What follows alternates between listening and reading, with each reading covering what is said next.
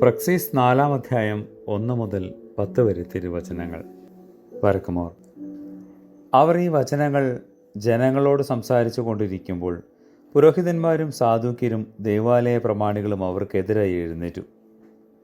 ഇവർ ജനത്തെ പഠിപ്പിക്കുന്നതുകൊണ്ടും മരിച്ചവരുടെ ഇടയിൽ നിന്നുള്ള പുനരുത്ഥാനത്തെ മിശിഹായുടെ ദൃഷ്ടാന്തത്താൽ പ്രസംഗിക്കുകയാലും അവർ ഇവർക്കെതിരെ കോപാവിഷ്ടരായി അവരെ പിടിച്ചു.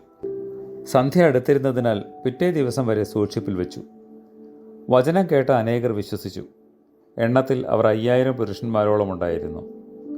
പിറ്റേ ദിവസം പ്രമാണികളും മൂപ്പന്മാരും സ്വപ്രയന്മാരും മഹാപുരോഹിതനായ ഹന്നാനും കയ്യപ്പായും യോഹന്നാനും അലക്സാന്ത്രോസും പ്രധാന ആചാര്യന്മാരുടെ വംശത്തിലുള്ളവരും ഒരുമിച്ചുകൂടി. ഇവരെ നടുവിൽ നിർത്തിക്കൊണ്ട് ഇവരോട് അവർ ചോദിച്ചു, ഏത് ശക്തിയാൽ അഥവാ ഏത് നാമത്തിലാണ് നിങ്ങളിത് പ്രവർത്തിച്ചത്? അപ്പോൾ ശമോൻ കീപ്പ പരിശുദ്ധാത്മാവ് നിറഞ്ഞവനായി അവരോട് പറഞ്ഞു, ജനത്തിൻ്റെ പ്രമാണികളും ഇസ്രായേലിൻ്റെ മൂപ്പന്മാരുമേ, കേട്ടുകൊള്ളുവിൻ.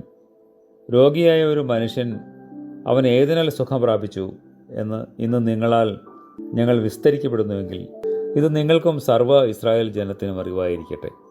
നിങ്ങൾ ക്രൂശിച്ചവനായ മരിച്ചവരുടെ ഇടയിൽ നിന്നും ദൈവം അവനെ ഉയർപ്പിച്ചവനായ നസ്രായനായ യേശുമിശിഹായുടെ നാമത്തിൽ, അതേ നാമത്തിൽ ഇവൻ ഇതാ സൗഖ്യം പ്രാപിച്ചു നിങ്ങളുടെ മുമ്പിൽ നിൽക്കുന്നു. കർത്താവേ, നിന്നിൽ ആശ്രയിപ്പാനും നിന്നിൽ അഭയം പ്രാപിപ്പാനും നിന്നെ വിളിപ്പാനും വേദനകൾക്ക് വൈദ്യവും കുറ്റങ്ങൾക്ക് പരിഹാരവും നിന്നോട് യാചിപ്പാനും ഞങ്ങളെ യോഗ്യരാക്കണമേ. ആമേൻ.